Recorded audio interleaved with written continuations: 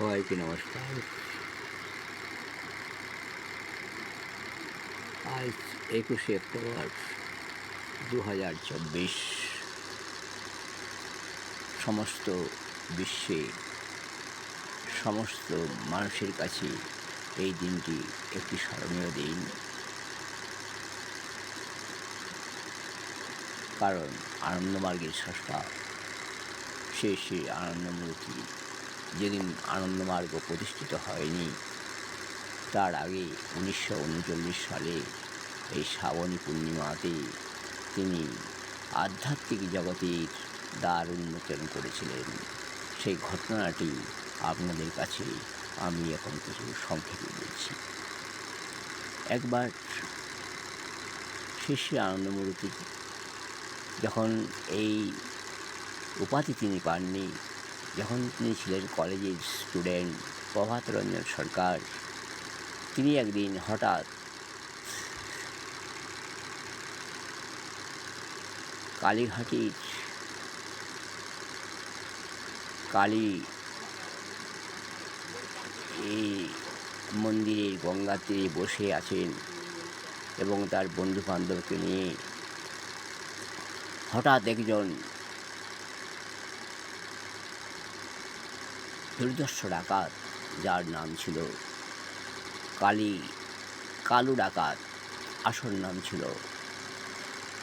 কালী ব্যানার্জি, তিনি পিছন দিয়ে ঠিক প্রভাত রঞ্জন সরকারকে আক্রমণ করে ছুরি নিয়ে। হঠাৎ ছুরি মারার আগেই তার সামনে সেই ছুরিটি পড়ে যাওয়ার সঙ্গে সঙ্গে কালীচরণ বা কালু ডাকাতকে তিনি বলছেন, যাও কালীচরণ, তুমি আজ এই ভবজ্বালা থেকে মুক্ত হয়ে গেলে। এই গঙ্গায় তুমি স্নান করে এসো, স্নান করে এসে তুমি সাধনায় বসো। তোমার জীবনের সমস্ত কালিমা আজ থেকে আমি মুছে দিলাম। তুমি এই মহা শ্মশানে, কালীঘাটের শ্মশানে তুমি বসো। তোমাকে আজ এই ত্রিপাদ জ্বালা থেকে আমি মুক্ত করলাম বলে আমাদের বাবা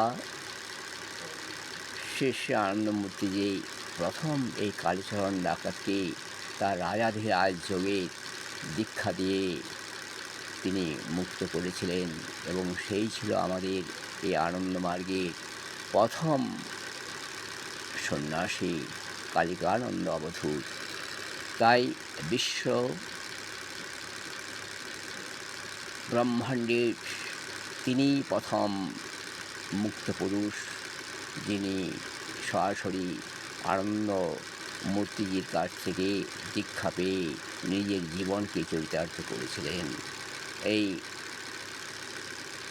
কাহিনী আপনাদের শোনালাম।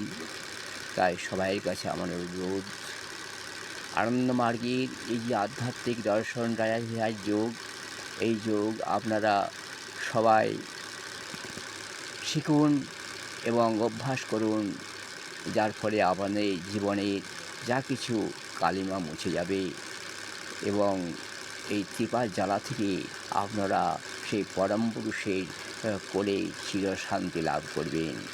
এই হচ্ছে আজকের দিনে আমার সবাইয়ের কাছে আহ্বান, আপনারা আসুন, আনন্দমার্গের কাজকে ত্বরান্বিত করুন। নমস্কার।